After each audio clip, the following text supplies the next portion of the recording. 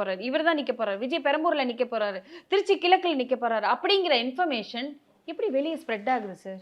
அந்த இதுக்குள்ள பாதுகாப்பா இருக்க வேண்டிய சில விஷயங்கள் ஏன் வெளியே ஸ்ப்ரெட் ஆகுது? பாதுகாப்பா இருக்கணும். முதல்வர் கொளத்தூர்ல நிக்க போறாருன்னு உங்களுக்கு தெரியாது. அண்ணன் ஜெயபாகத்துல உதயநிதி நிக்க போறாரு, சேகு வரான்னு உங்களுக்கு தெரியாது. சொல்லுங்க, என்னங்க ரகசியம் இது வேண்டி கிடக்கு? இது என்ன ரகசியம்? நாங்க ஜனநாயக பூர்வமா வந்திருக்கிறோம், ஒரு மக்களாட்சிக்கான இயக்கம். இதுல என்ன உங்களுக்கு ரகசியம் வேண்டி கிடக்குன்ற? நாங்க அபிஷியலா அனௌன்ஸ் பண்றோம். அதுக்கு முன்னாடி அங்க இருக்கிற களத்துல இருக்கும் தெரிஞ்சா சொல்றாங்க. இதுல கொண்டாட வேண்டிய விஷயம் உங்களுக்கு என்ன பிரச்சனை? இல்ல உங்களுக்கு கொளத்தூர் சிஎம் தொகுதின்னு தெரியவே தெரியாதா? சொல்லுங்க. கொளத்தூர் சிஎம் அப்புறம் என்ன அவர் அனௌன்ஸ் பண்ணலாம், எதிர்க்கட்சி தலைவர் எடப்பாடி அவரோட தொகுதி அனௌன்ஸ் பண்ணலாம், ஜெயக்குமார் அண்ணா கூட ராயபுரத்தை அனௌன்ஸ் பண்ணலாம். நாங்க பெரம்பூர் சொல்றோம். உங்களுக்கு என்ன பிரச்சனை? ஏன் பெரம்பூர்? Y not Perambur? எனக்கு அது பதில் சொல்லுங்க. ஏன் பெரம்பூர் நிக்க கூடாது? அந்த இடத்துல அதிகமா விஜய் அண்ணன் அவர்களுக்கு ஓட்டு கிடைக்கும். கொளத்தூர்ல இல்லையா? அப்ப கொளத்தூர்ல அந்த கூட்டம் யாரு? ஆந்திரால இருந்து வந்தாங்களா? சொல்லுங்க.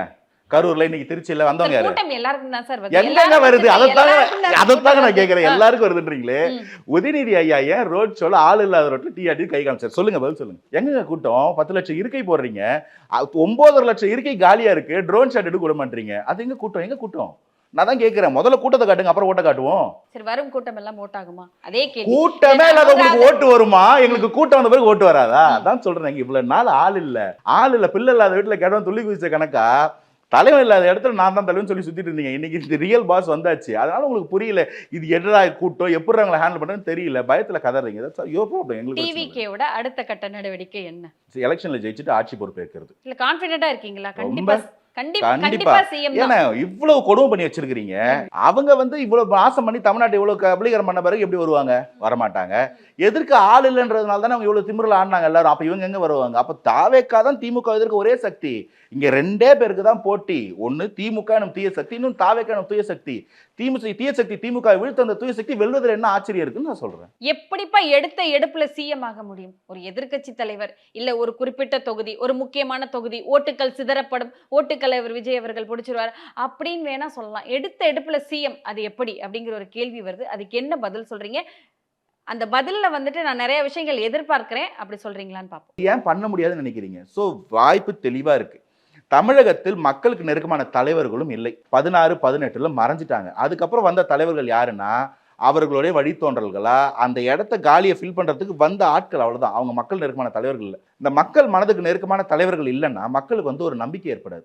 யார் நம்மளை கேட்பா, யார் நமக்காக கேட்பான்னு இருக்கும். இன்னைக்கு அந்த நம்பிக்கை வந்துருச்சு. கட்சி ஆரம்பிக்கிறது முன்னாடி இல்லந்தோறும் உள்ளந்தோறும் போன ஒருத்தர் யார்? மற்றவங்க எல்லாம் கட்சி ஆரம்பிக்காம சம்பாதிச்சுட்டு வெளிநாட்டுல போய் கம்ஃபர்டபுளா செட்டில் ஆகும் போது இது என் ஊர், எனக்கு இந்த ஊர் நிறைய கொடுத்துருக்கு, திரும்பி கொடுக்கணும்னு நின்ன ஒருத்தர். ஒவ்வொரு வீட்லயும் அண்ணனா தம்பியா மகனா பார்க்கப்படக்கூடிய ஒருத்தர். ஒவ்வொரு தெருவிலும் விஜய், ஒவ்வொரு வீதியிலும் விஜய், ஒவ்வொரு வீட்லையும் விஜய்ன்னு சொல்லும்போது, ஒவ்வொரு வீட்டில் 2 ஓட்டு இருக்குன்னு சொல்லும்போது இது எதையுமே மறக்க முடியாத ஒரு அரசு. அவர் ஜெயிப்பார்னு சொல்லும்போது ஏன் பதறாங்கன்னு கேட்கிறேன். இப்பயும் நான் பதறீங்கன்னு சொல்ல, பதறாங்கன்னு கேட்கிறேன். அதனால எல்லாத்துக்கும் வாய்ப்பு இருக்கு. மாற்றம் ஒன்றே மாறாதது. இன்னைக்கு வந்திருக்கிறது ஒரு மாற்றம். இது ஒரு தலைமுறைக்கான தேர்தல். ஒரு rare of rare case election. 5 வருஷத்துக்கு கண்டிப்பாங்க. அந்த மாதிரி சாதா எலெக்ஷன் கிடையாது. இந்த தேர்தல் தமிழக மக்களுக்கும், வஞ்சிக்கப்பட்ட தமிழக மக்களுக்கும், வஞ்சித்த ஒரு அரசுக்கும் ஒரு கட்சிக்குமான தேர்தல்.